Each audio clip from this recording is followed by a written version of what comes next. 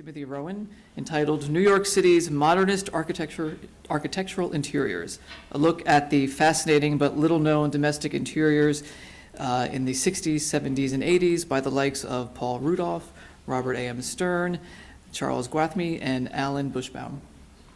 Timothy is an associate professor in the Department of History of Art and Architecture at the University of Massachusetts, Amherst. His research focuses on post-World War II architectural discourse, buildings, urbanism, and interiors. His book, The Architecture of Paul Rudolph, published in 2014 by Yale University Press, is the first about one of the most important modernist architects of the 20th century. He has also published articles in leading journals such as Grey Room, Casabella, and the Journal of the Society of Architectural Historians. He was a research fellow at Wellesley College's Newhouse Center for the Humanities last fall, and he is working with the college on a long-term conservation plan for Paul Rudolph's Jewett Art Center at Wellesley. So, actually, before I hand the podium over to Timothy, I also want to take a moment to thank the New York chapter of the American Society of Interior Designers for sponsoring our Spring 2014 lecture series. That being said, sit back, relax, enjoy, and it's all yours.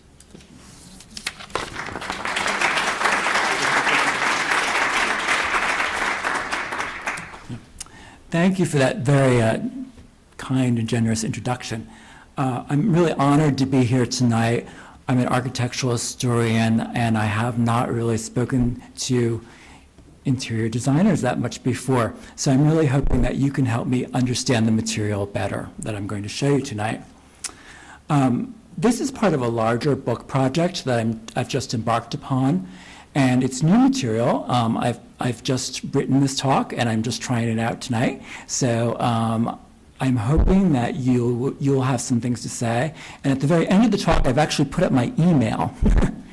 We'll have time for questions and answers, but I put up my email address because I'm talking about some people who are very well known and some people who are not so well known, and some of you might even remember them or know them or have something to say, so I'd appreciate hearing from you. So to begin, from the mid-1960s to the mid-1980s, New York architects concentrated especially upon renovating Manhattan apartments, townhouses, and lofts, seeing these projects as laboratories in which to explore innovative aesthetic, spatial, and social dimensions for living. These interiors were once well known, widely published, and considered significant for architecture and interior design. They are important works in the portfolios of rising young architects, but are now largely forgotten. Few still exist today because of changes in taste and Manhattan's relentless creative destruction. My new research looks at the experimental residential interiors built by Manhattan architects between 1967 and 1987. New York's claim for being the cultural capital of the world at that time can be disputed, but during those years, the city was certainly one of its design capitals. The widest possible spectrum of design activity occurred in New York, ranging from urban renewal to developer-built office and residential towers, to the sophisticated high-end work of interior designers, to the abstruse theorizing of architectural think tanks. Though design flourished in other cities, in New York, tendencies converged from places as different as Northern California and Milan, meeting a vibrant cultural atmosphere where new urban lifestyles were developing for a select group of those who considered themselves cultured, creative individuals. Clients for these projects were the architects themselves, artists and writers also who wanted to inhabit spaces that fostered and expressed their creativity. But the clients were also educated, white, well-off upper-middle-class professionals, society people, and movie stars who emulated the informal ways of downtown, but who wanted to live comfortably in lofts or in renovated apartments in gentrifying neighborhoods such as the Upper West Side and Soho. What I find useful for this project are films of this era, which showcase these Manhattan interiors. From the Fallout Loft Party and John Schlesinger's 1969 Midnight Cowboy to the romantic, genteel interiors of Woody Allen's Manhattan of a decade later, 1979. We can use these as kind of benchmarks, familiar benchmarks to some of us for thinking about these interiors, I think. Despite rising crime and the city's near financial collapse, interior architecture flourished in New York, supported by a diverse array of institutions. It was fostered in the late 1960s and early 1970s by Mayor John Lindsay's support for architecture and design, sustained by institutions such as the Museum of Modern Art, and popularized by department stores such as Bloomingdale's. The shops dealing in plastics and restaurant supplies along Canal Street were resources and sources of inspiration. Skilled craftsmen and contractors made these spaces and made valuable contributions to their design. This was an interior architecture of experimentation practiced by young architects, and there was a real emphasis upon youth in the late 60s and early 70s. Young architects on the rise, exemplified by the work of Charles Gwathmey in the late 1960s and Alan Buchsbaum in the 1970s. Though once widely published, some of these architects are entirely forgotten, such as Rumel Vitvitsky. Young male architects were not the only shapers of interiors. My research looks at how journalists, men such as C. Ray Smith, but primarily women, such as Norma Skirka and Barbara Plum, explain the new interior architecture in journals, magazines, such as New York Magazine, the New York Times, and Progressive Architecture, and in books such as Suzanne Slezin's and Joan Crone's High-Tech Handbook of 1978. My analysis builds upon research in this field by a diverse group of scholars, including Judith Gura. Tonight, I will outline some characteristics found in architect design apartment interiors from the late 1960s through the 1970s and explain how different examples provided settings for the emerging lifestyles of that era. Modern architects had long designed remarkable domestic interiors, as seen in the early 20th century work of Frank Lloyd Wright, Adolf Loos, and De Stijl, the De Stijl Group. But by the mid-20th century, American architects had largely ceded the design of interiors to interior decorators and designers, with, of course, some notable exceptions. Many mid-20th century architects dismissed interior designers, as you know well, seeing their work as inconsequential, superfluous decoration, a word that was itself anathema to purist modernist architects. However, by the mid-1960s in Manhattan, a few established leading modernist architects turned their attention to designing apartment interiors, initially to satisfy their interest in the field by making interiors for themselves and a few select clients. Best known for his large-scale, brutalist academic and civic buildings, Paul Rudolph devoted a surprising amount of time and energy to domestic interiors for himself and clients in Manhattan. A generation older than the other architects I will discuss in this talk, Rudolph had been especially interested in interiors since his undergraduate school days in Depression-era Alabama. Though his own remarkable townhouse is best known, he probably designed close to 20 Manhattan apartment and townhouse interiors for clients beginning in 1965. When he moved to New York to pursue his practice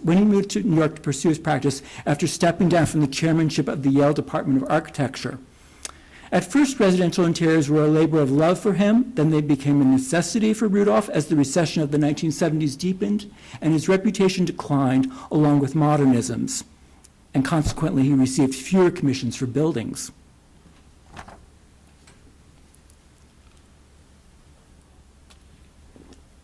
Rudolph's 1971 transformation of the existing rooms of a Central Park West apartment for the Elman family is a paradigm for the experimental interior architecture of the late 1960s and early 1970s. Rudolph left, here it is, wow, yeah. Rudolph left the structure of the early 1900s apartment largely intact, maintaining the traditional entrance hall, dining room, and living rooms, but he altered them in startling ways using minimal, relatively inexpensive means. He called the all-white living room a moonscape. The warm yellow tint in the left-hand photo is probably an effect achieved with filters by the great photographer Horst when he photographed the apartment for publication in 1971. To achieve this the room is all white. To achieve this lunar quality, Rudolph scattered about the room soft clumps of furniture covered in shag carpet. that melts down into the carpet on the floor. And he hung a curtain of light bulbs just above the baseboard level at the perimeter. You even had to push through the doorway through these bulbs on cords.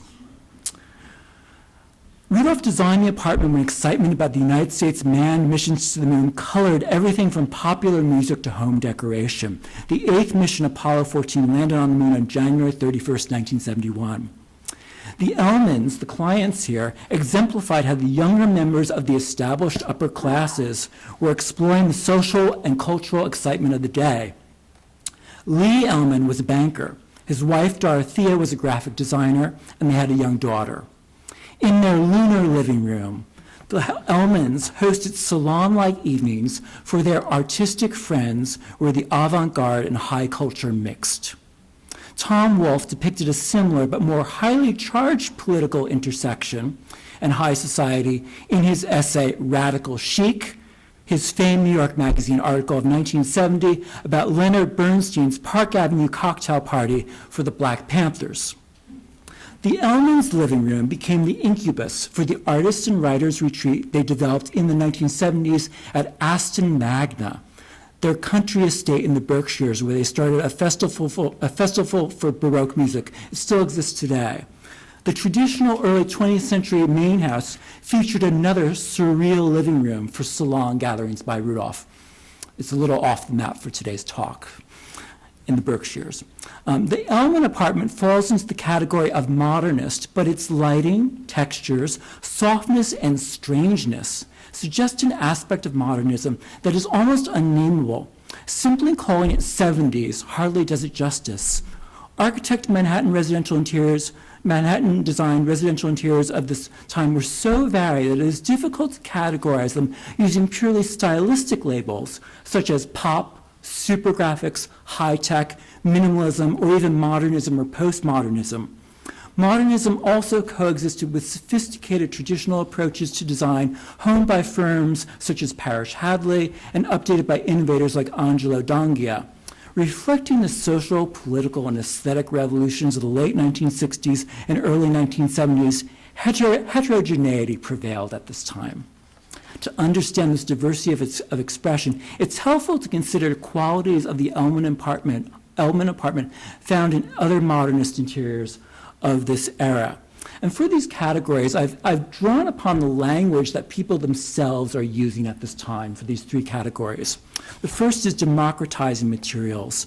Departing from the use of expensive materials, architects democratize design by employing low-cost, mass-produced elements purchased off the shelf, even for wealthy clients. When the apartment appeared in House and Garden with these photos, the one on the left, the client, Dorothea Elman, enthused, Rudolph designed everything, including fantastic lighting, which anyone can have. It all came from a hardware store. And she talked about going to the hardware store with him and looking for things to buy for the apartment. Scavenging from restaurant supply and hardware stores was a way to engage with consumerism in a critical way, anticipating the methods recommended by Slesin and Krohn in High Tech of 1978. The second one, deploying technology. Architects turned to special lighting effects and electronic devices, from slide projectors to stereo equipment, to alter interiors spatially and orally and aesthetically. At the Elman apartment, if we look down to this other photograph, which has a more wider tone to it. If you look in this photograph, above the mantelpiece is a giant digital clock. It's actually a slide projection from a slide projector mounted someplace up here. And this was a way of projecting the time. Though simple by our standards, architects thought these devices exemplified new technology. Some designers, in fact, anticipate the role of computers in everyday life and design. Blurring boundaries. For very practical reasons, architects moved structural elements and employed lighting, technology, and images to expand the tight confines of the Manhattan apartment. But blurring existing boundaries was also a way of expressing the vast changes of the late 1960s and early 1970s. The eerie band of light at the floor level of the Elman apartment suggested liftoff to the moon. Soft, flexible seating configurations reflected the dismantling of hard traditional hierarchies of seating and created opportunities for making new social relationships. Projected images and photo murals with a surreal quality transported inhabitants to different times, places, and emotional states. What distinguishes these approaches from those of interior designers? At a basic level, architects favored large, often built-in forms over the furnishings and objects traditionally preferred by interior designers. Even in the Elman apartment, where few structural alterations were made, Rudolph treated the room in an architectural manner when he built a veritable miniature mountain range of seating across it. But architects also projected images and employed photo murals. These were flat and one-dimensional, but they often chose ones that had a very structural, spatial quality to them, and I'll show some of those in later examples. When architects did use furniture, they often chose examples by the great modernists, Marcel Breuer, Mies van der Rohe, and Le Corbusier. These were signifiers for architecture in the room. To distinguish their efforts from those of interior designers, by at least the late 1960s, architects often called their interior work interior architecture. They didn't want to use interior design. A term in development for some time, probably with origins in Northern Europe, where these distinctions were not so closely observed. Some interior designers also consciously practiced this type of interior architecture, such as Ward Bennett, Joe Durso, and the partners Bray and Schabel.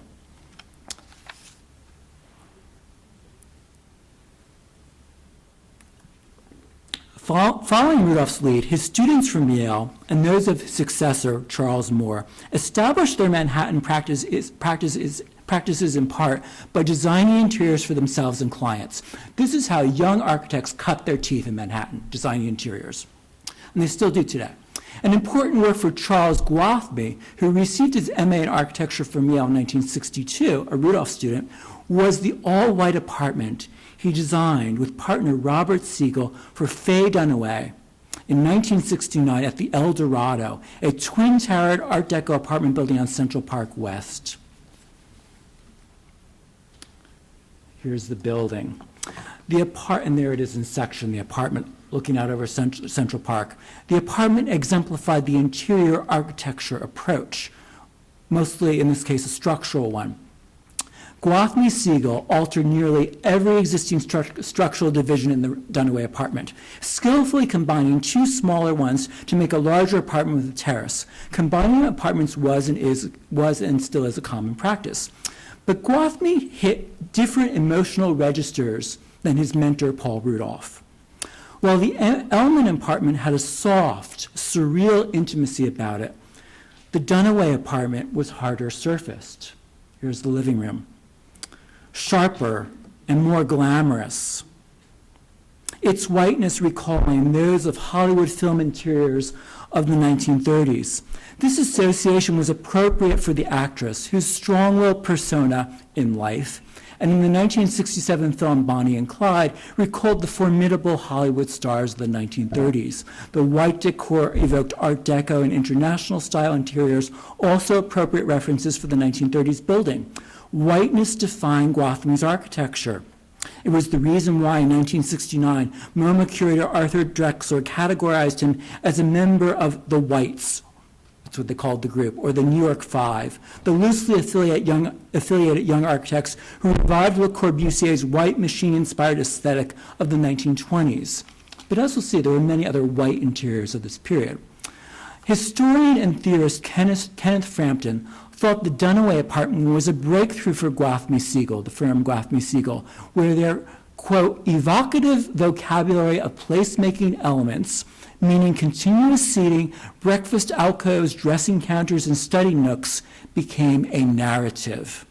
The narrative's dramatic high points were the, quote, living space of ostentatious display, these are Frampton's words, and the secret erotic labyrinth of the bedroom suite. Gwathmey suggested sensuality with soft fur bedspreads and goatskin rugs, but hard surfaces dominated. The apartment's most photographed feature was the bathrooms undulating, there it is, odalisque-like tile chaise, perhaps a witty, hard rendering of the body of the movie star. The chaise was definitely a direct reference to the similar lounge found in the bathroom of Le Corbusier's Villa Savoie of 1929.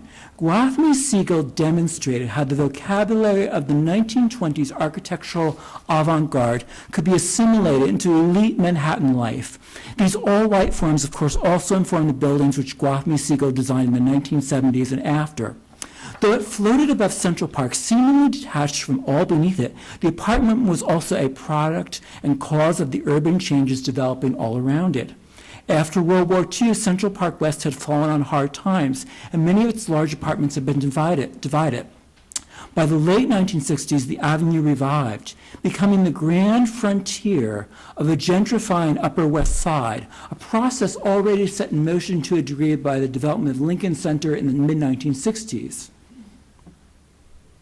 Wearing an orange pantsuit, Dunaway appeared on the cover of the June 30th, 1969 edition of New York Magazine, surrounded by elderly ladies, the cover girl for the creative, artistic colonizers of the Upper West Side.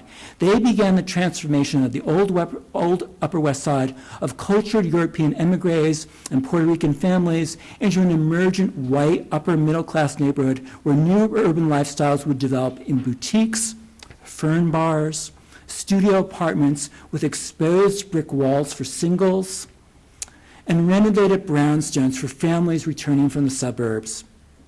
A journal conceived in 1968 as a how-to guide for these emergent lifestyles, newly founded New York Magazine devoted itself to explaining the role that home renovation played in pushing back or gentrifying the frontiers of neighborhoods thought to be dangerous and in decline. They ask, is there a good life beyond Central Park West? Can this frontier be expanded? Located at 90th Street and Central Park West, Dunaway's apartment at the El Dorado was close to Upper Manhattan streets considered dangerous in 1969.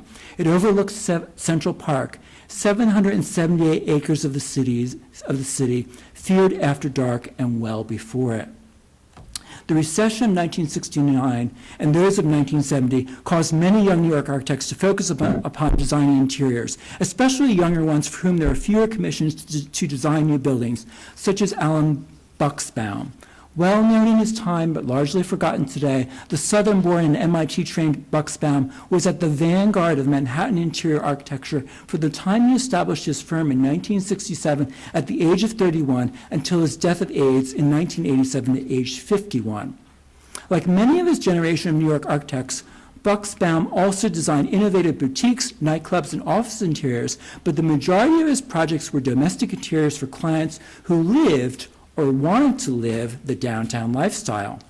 Buchsbaum was a pioneer of Soho loft living who made large empty spaces comfortable for the artistic intelligentsia, the well-off, and those who wanted to live like artists, and some of the great female performers of the day, including Bette Midler and Diane Keaton. For them, for all of these people, he was an instructor about the informal but sophisticated ways of living that would be found in those Woody Allen films. He was a great entertainer and cook who wrote about the developing Manhattan food scene for the Village Voice under the pen name Fat.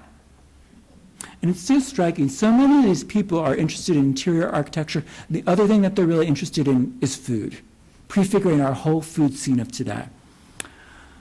Buchsbaum excelled at bringing the spatial flexibility of the Soho loft to ordinary uptown apartments.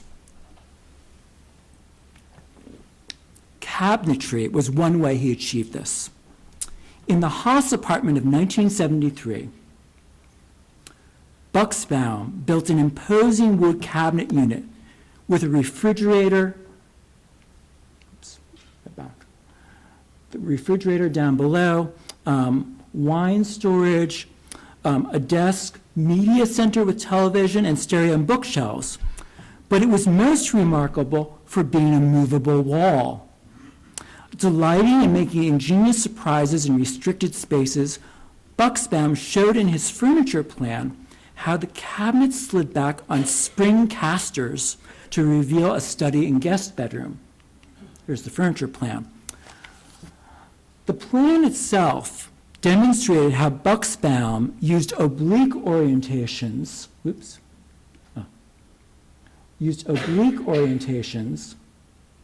here's the front door, and we've got this oblique angle, to energize the conventional right-angled rooms of the standard two-bedroom apartment. And we see this wall unit unfolding here.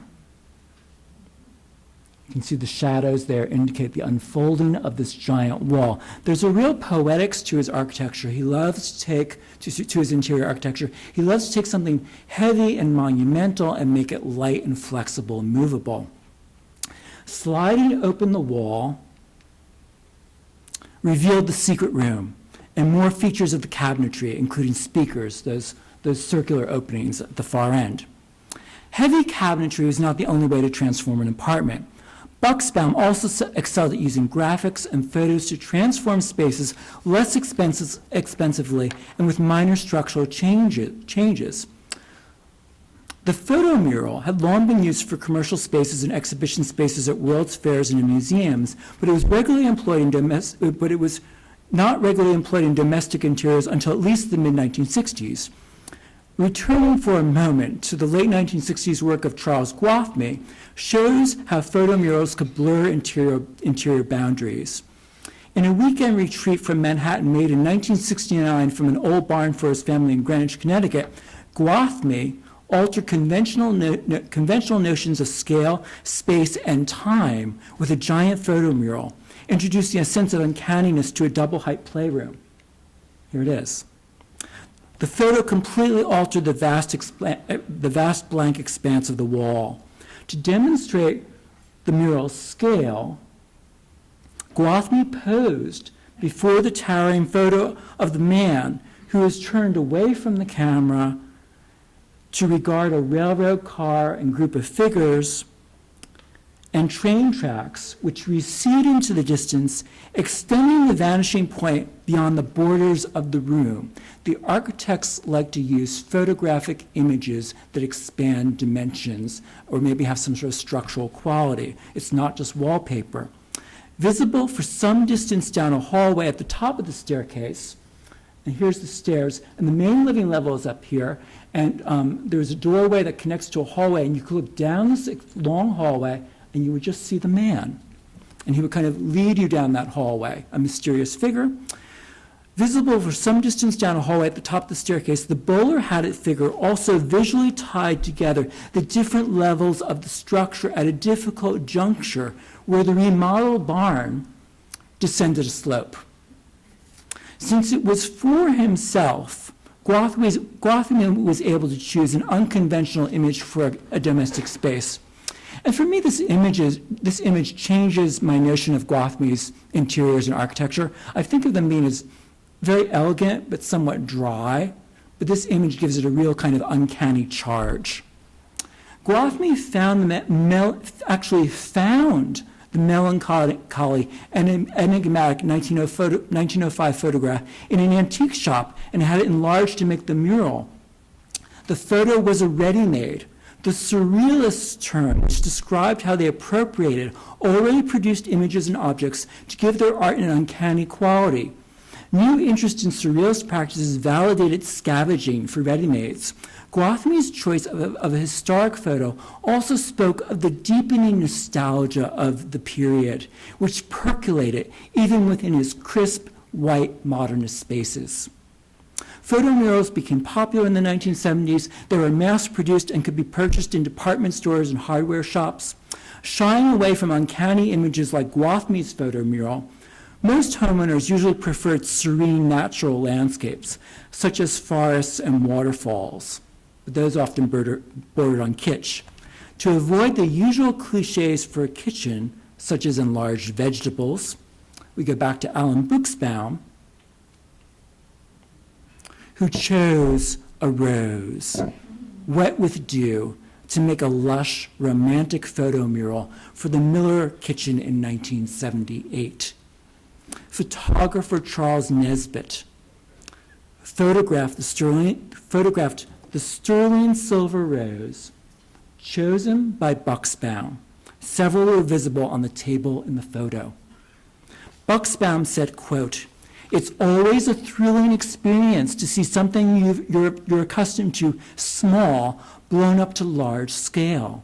The rose was surreal, but not in an ominous way."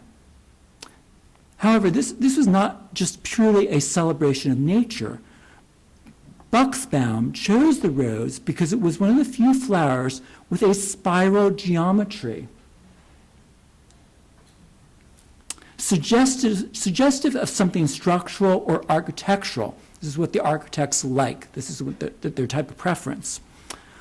Buchsbaum also suggested that the image was the product of nature melding with technology when he called the photo mural, quote, "a rose spiral micro macro switch." So he names the photo mural. What made this photo mural especially novel was that it was produced using new computer-aided color scanning technology, the ancestor of what we use today. This is where it gets really interesting, the production of these spaces and things in them. Until this time, photo murals were made using a traditional photo enlarging process where small negatives were gradually enlarged to become a giant print. Buchsbaum had introduced photographer Charles Nesbitt, who took the rose photo, to the new computer technology used to make the photo mural. It was called the name of the system was the Architectural Painting System. The US conglomerate 3M developed it in Japan. Nesbitt remembered that Buchsbaum was often able to persuade colleagues and clients to agree to such experiments. Let's try something new. A primary benefit of the scanning technology was the reduction of the photo grain. Graininess distorted conventionally produced photo murals usually. Demonstrating how self-referential these interiors often became, Charles Nesbitt photographed his rose photo mural for publication. He takes this photograph for the New York Times, and it also appears in the high-tech handbook. That is to say, Nesbitt photographs his own photograph. He's both a participant and the maker of this interior and a documenter of it. In a March 1978 New York Times article about the growing popularity of the photo mural for residential design, Joan Crone predicted that the photo mural was an intermediary step toward covering walls with large television panels. Yes, resulting in an electronic decor of constantly changing images. I think we're almost there. Just take a walk down any Manhattan street now at twilight, and there's these giant screens in the apartments.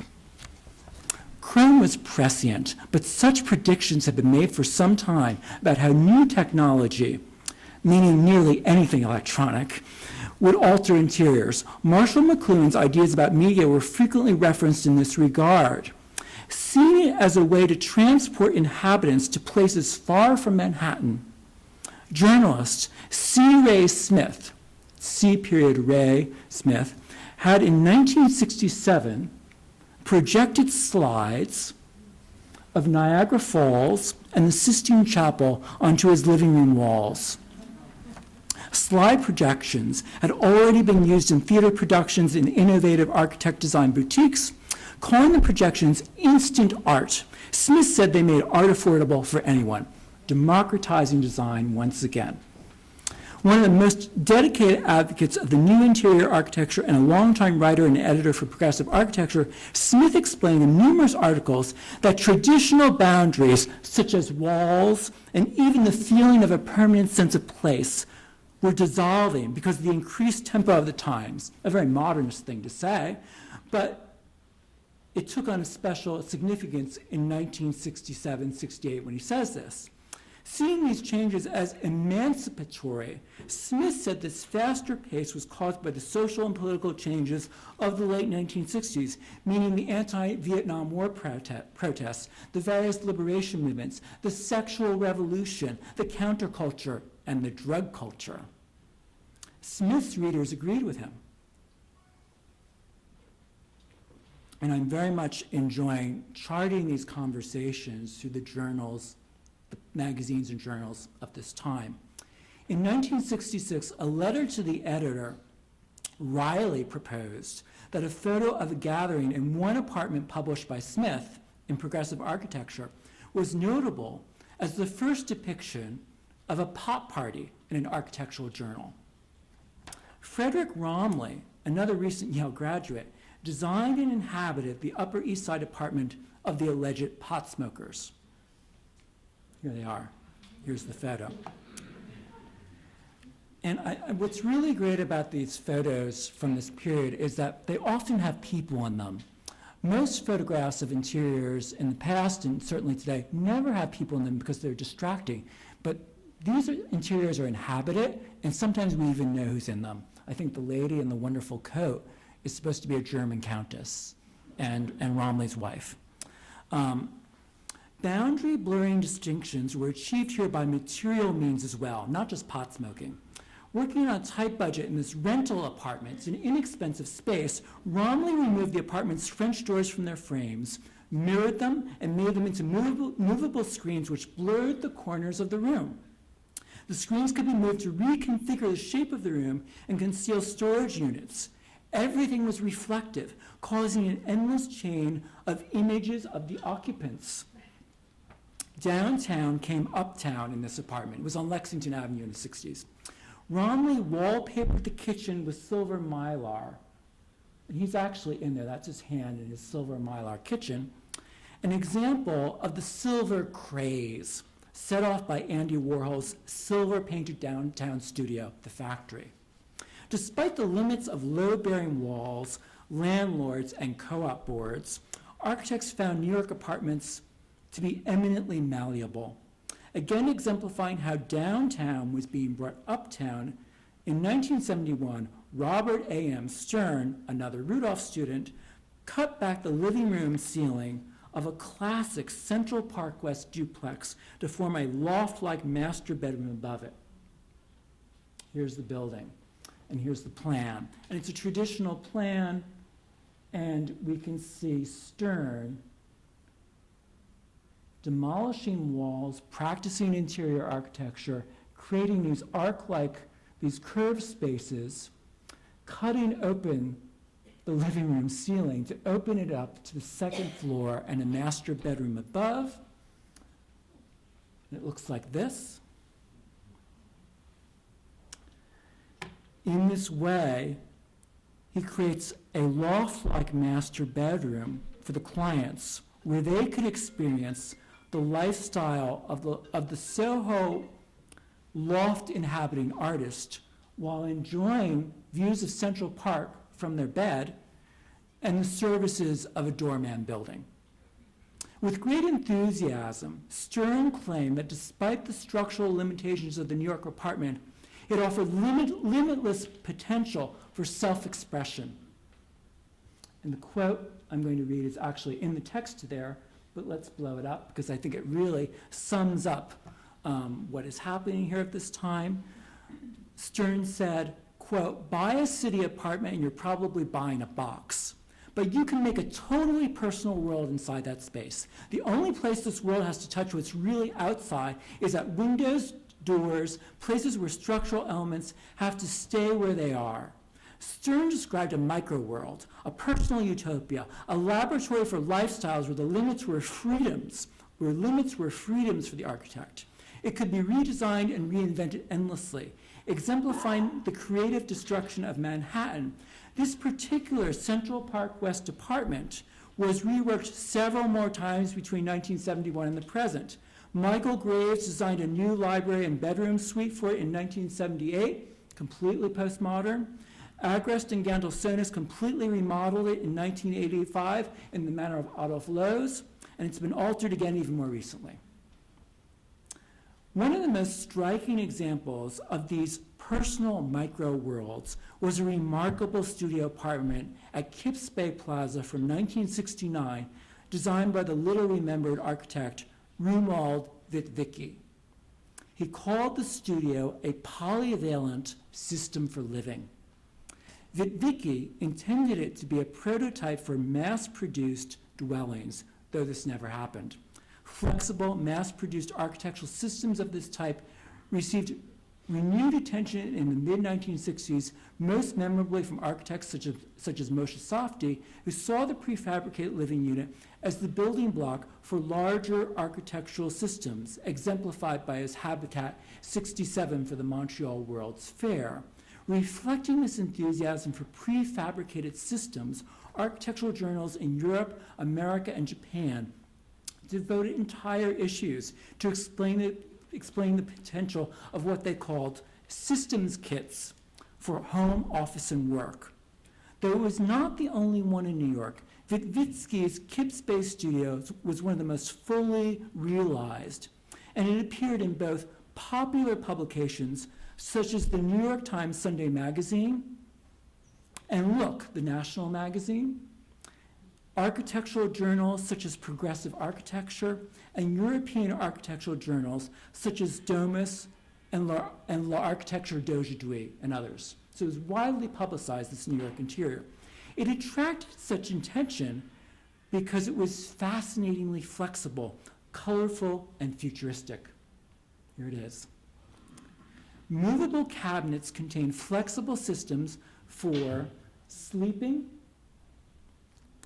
seating, and eating. The cabinetry interacted with lighting, image and audio equipment in a room only 16 feet wide by 20 feet long and 8 feet 2 inches high to make a flexible but unified whole, the ultimate realization of the Gesamtkunstwerk. The kitchen and bathroom were in separate rooms behind this wall and could not be altered since the apartment was a rental. Vitvitsky's manipulation of materials, technology, and boundary blurring techniques is the culmination of the late 1960s tendencies in interior architecture, which I outlined at the beginning of this talk. Largely forgotten today, the French-born and educated Vitvitsky was only 25 years old in 1969 when he designed this. He had a brief career, dying suddenly in the early 1970s after returning to Paris to work on the Pompidou Center. He brought avant-garde French ideas about flexible spaces to America. In New York, he worked for Skidmore, Owings & Merrill and I.M. Pei, the firm of I.M. Pei. At Pei's office, he encountered his client for this space, the Yugoslavian-born Ivanka Mihailovic, one of the most talented draftspersons in the office. She worked for the Pei office for many years, returned to Yugoslavia, and passed away in 2005. Choosing to live in an almost completely Pei-designed world in New York, here's the plan of her studio apartment. Mihailovic rented this studio at Kips Bay Plaza, a pair of modernist superblocks in the East 30s from 1961, designed by I.M. Pei and Partners. Many in the design world made it their home, among them the architectural historian Sybil Moholy-Nagy and the textile designer Jack Lenore Larson, who designed several innovative interiors for himself as well. The many published accounts about the studio repeatedly emphasize the choices and flexibility that Vitvitsky's quote-unquote system for living afforded Mihailovic, the client. Describing the studio in progressive architecture, our old friend C. Ray Smith of the Sistine Chapel living room said, quote, "It provides instant flexibility for the multiple functions of its owner lifestyle." That word lifestyle occurs in all of these descriptions, talking about the client's needs and their lifestyle. This was an apartment for the lifestyle of an unmarried professional working woman, the single. And there's other lifestyles developing at this time, alternative lifestyles, the gay lifestyle. You have the ability to choose your lifestyle by your interests outside of work. It might be motorcycle gangs, it might be collecting antiques, but you can make yourself up.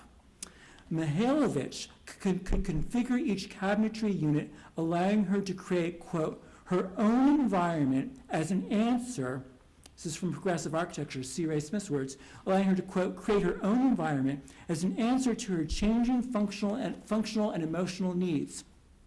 So the architect provides the equipment, but you, the user, configure it to your needs. Knowledgeable about culture, Mihailovich entertained a wide circle of friends, including members of the architectural avant-garde. This is what defines her, makes her lifestyle, makes her who she is. A section drawing helps explain how the various components worked in an almost mechanical fashion. Here's the section drawing. On the inside wall of the room, a ceiling-mounted cabinet stored cushions at ceiling level, stored cushions, backrests, projectors, and pull-down fabric panels. Beneath it was a bright yellow dining table from which chairs could be unpacked. And we see other photographs of here showing this almost cube-like configuration which could be unfolded and unpacked in different combinations of chairs and tables. The entire table could be taken apart and its units used for different functions anywhere in the room. Next to the window was a horizontal configuration of 6 boxes on wheels which could be moved around the room. From these boxes, more chairs, sofas, and beds unfolded. All the furniture units were made of white lacquer plywood with white plastic laminate tops. The white carpeting was from a line designed by Kips Bay resident Jacqueline Larson. Like many of the interiors we have seen, everything was white, but punctuated in this case by yellow and red elements. And there it is, looking out towards the window again, and we see the units moved about into different configurations, the bright yellow table elements, and some red ones. Technology and media also transform the space. Painted bright red to match a globular Italian red lance suspended from its middle, a ceiling beam slid on a track and contained movable detachable units. Let's go back for a second. There's the ceiling beam, and it slides across the room on this track.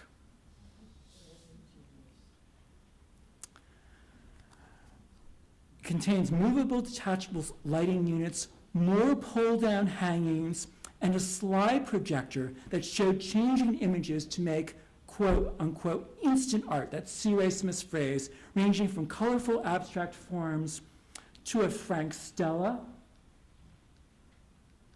Where did it go? That's the Frank Stella. It's just a slide.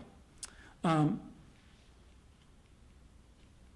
Rembrandt's Face of Jesus, an old master.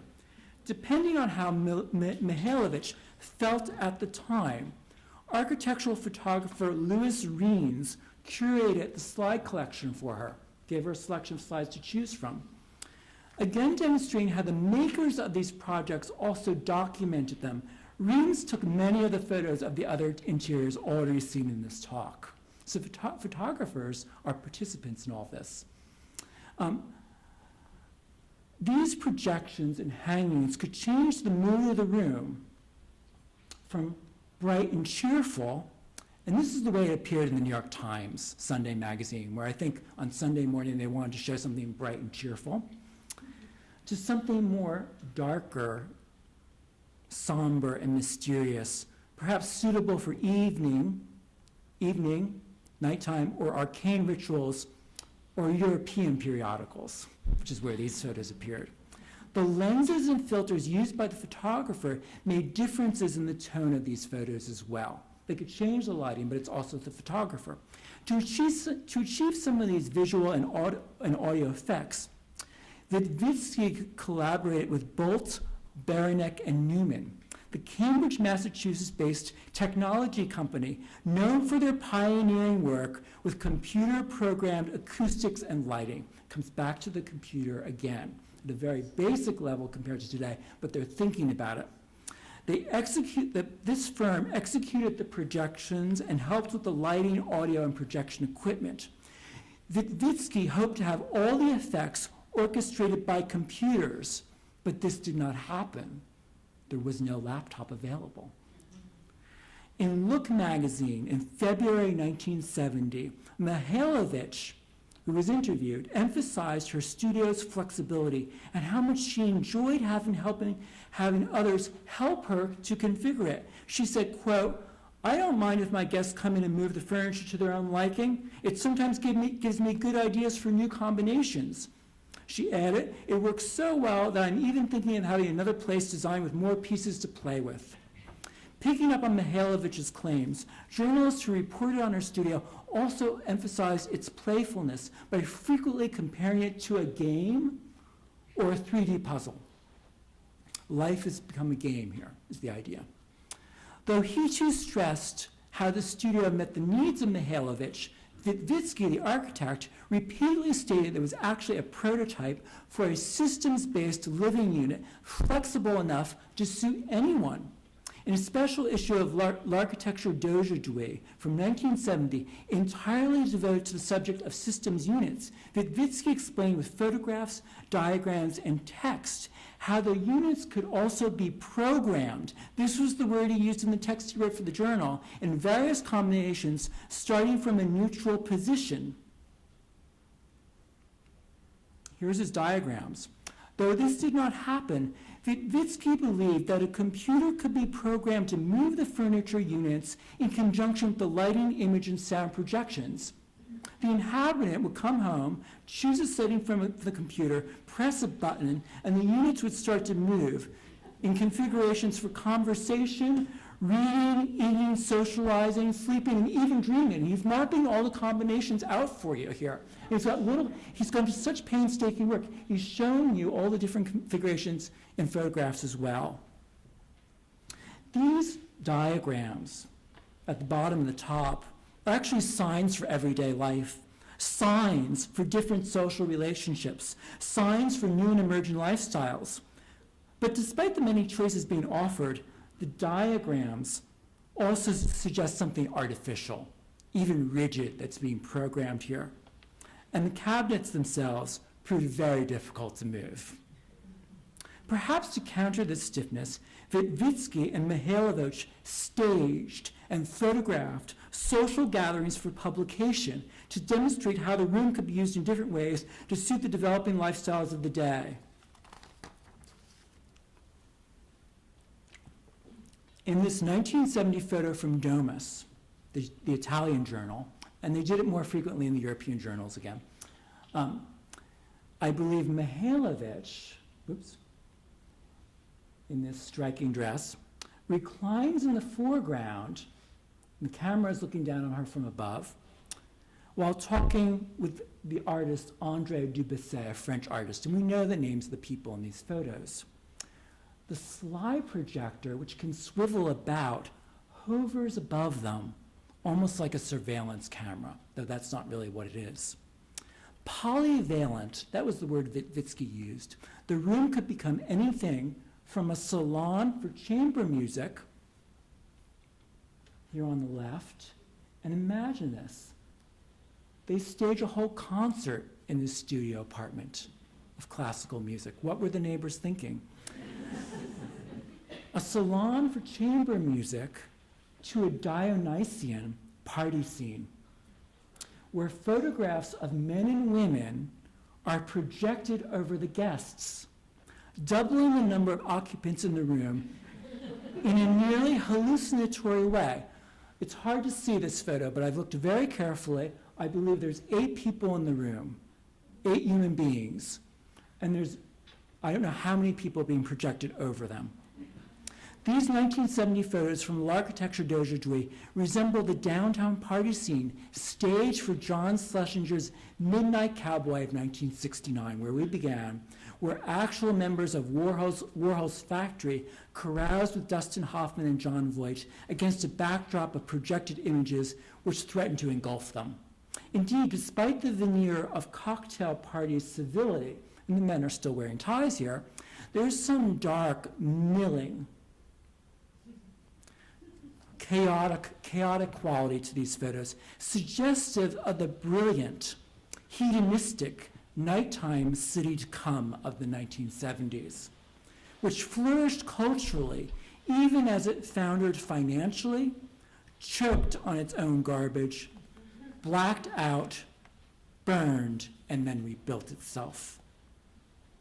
This rebuilt upper middle class Manhattan, here we move from Midnight Cowboy back to the movie Manhattan. This rebuilt upper middle class Manhattan of quirky personalities, comic tennis games, and gentle strolls through Soho art galleries emerges in the late 1970s films of Woody Allen. The experiments that I've described in this lecture evolved fruitfully from the late 1960s to the late 1980s in the hands of architects such as Gwathmey and Buchsbaum. Interior architecture is still practiced today, but larger forces lessened its importance for the cultural picture in the late 1980s. These forces included the economic revival of that decade, which made Manhattan real estate more expensive, and there are less likely means for architectural experimentation. A number of these apartments I've shown you were rentals, and small and inexpensive. Professional success, which gave architects such as Gwathmey opportunities to design entire buildings, not just interiors, so their focus shifted, and disease. The AIDS epidemic killed Alan Buchsbaum in 1987 and many of his colleagues and clients.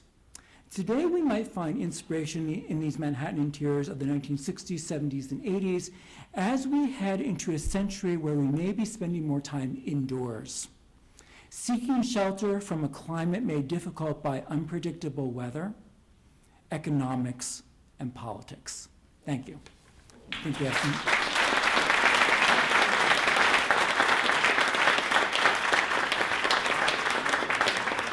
I want to make a little outreach here and play it. We'll tell you, have time for questions and answers. I think a little bit of time, but you could also write to me if you have other suggestions and ideas.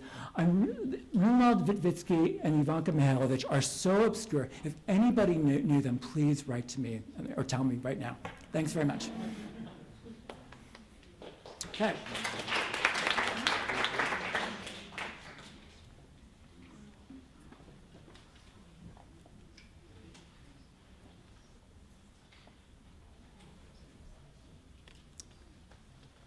Well, what do you think about technology? Did they anticipate things? Were they on the right track, or were they completely off? Any thoughts? They were creative, and they weren't afraid to take chances. And that's what makes art. I think they were ahead of their time, totally. Mm-hmm. Because I could see this now coming back, and now everything can be done on your phone. Yeah, I mean, they just did not have the means to achieve this, but they were really, that's what I find very exciting about this work, that they're thinking about all these things. They're thinking about the computer. They're thinking about, and it's the democratizing the material, the actual things that they use.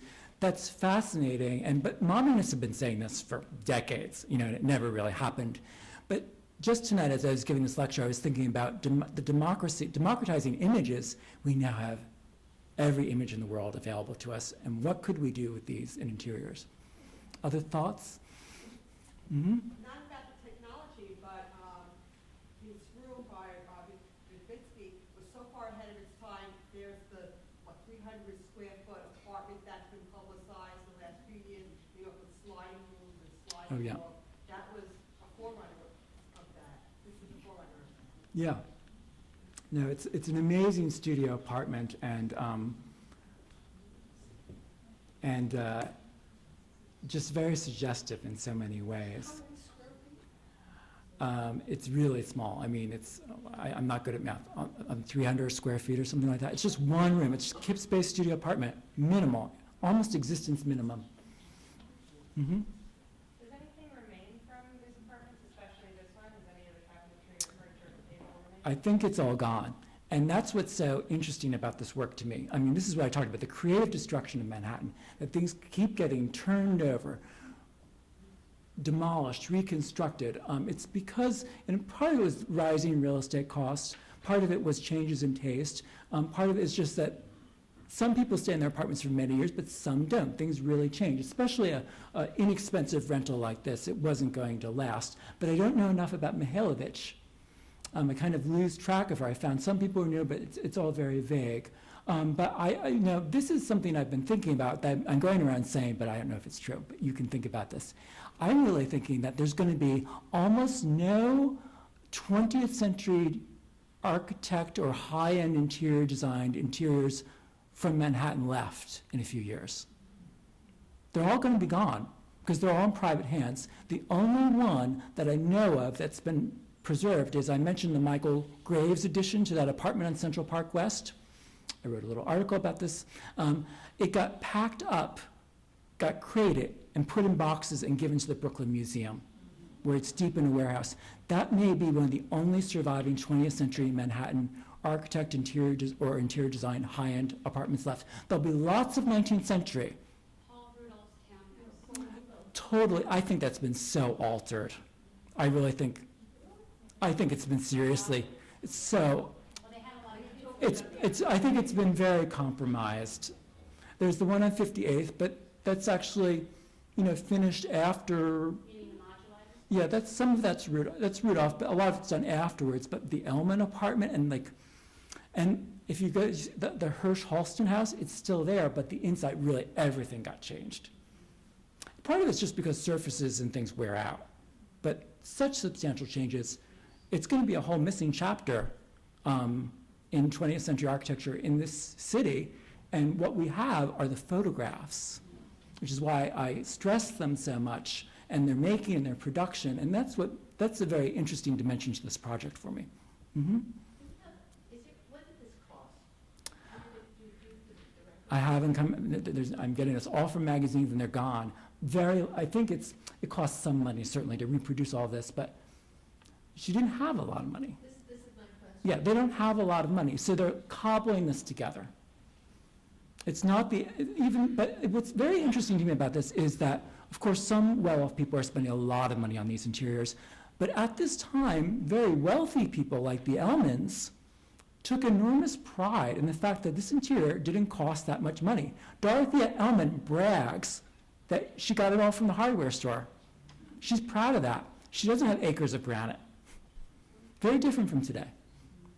Mm-hmm. Well, part of that was Rudolph's design at the time, particularly in terms of lighting. He was always doing things which didn't exist, which he had the feeling of what he wanted it to be. And I mean, if he were alive today, using the technology that was around, it would probably be wonderful. But Yeah. he was extraordinarily creative, but in essence, what he was using was very primitive. Yeah, it's totally cobbled together, this stuff, and a bit rough, but that's what's rather fascinating and endearing about it. And it was real, but also Buchsbaum was ingenious as well. He was doing all this sort of stuff. Some people have said what they were doing, it's been called high tech, but it should have been called Canal Street modern. Because it was all scavenged out of those shops. Yeah. So how did Vitvitsky come into your focus in the first place? How did I find him? Nobody's talking about these people. I've just been going through the magazines and books for years and gathering this material. Part of it was I want to pay tribute to Barbara Plum, who's not here tonight, but she's around. She covered this for the New York Times Sunday magazine when it was first built, and I found those photos. She actually published them again in a book. So they're out there, but you've just got to look for them. But what was so me, I found the Plum publication of this, and the photographer is John T. Hill. He lives in New Haven. But then I started looking, and I found all these other articles. So it was well known and published very briefly for a time. Who were his other architectural designer friends? Or interior designer friends? He's a very mysterious figure. But there's these great photos that were in Look magazine. That don't show him, but they show Mihailovich entertaining, and shows her with her friends. That's where those quotes came from. And she's moving around the units with her friends, and her friends are very interesting. They're named, they're captioned. They all work in the architecture offices. A lot of them work for Pay's office. I think a Pei's office is wonderful, but, a very straight kind of architectural office, but these really far out people were working there. A number of the people were in an avant-garde group called the Onyx Group. And they were doing all sorts of super graphics and posters that they would post around town. There's a show, and they're still around today, some of them, and there's a show at the Walker Art Center called Hippie Modern, terrible title. And they're showcasing the work of the Onyx Group there. So I think she's in contact with the Onyx Group, and maybe he is as well. So they're with these architectural avant-gardes, is what I think they're doing, where they're operating at that fringe. Let's take another question. Anybody else? Yeah. You said this is wood laminate, correct? I think so, yeah. Okay. Well, it's just funny because most people, IKEA wood laminate. Oh, yeah.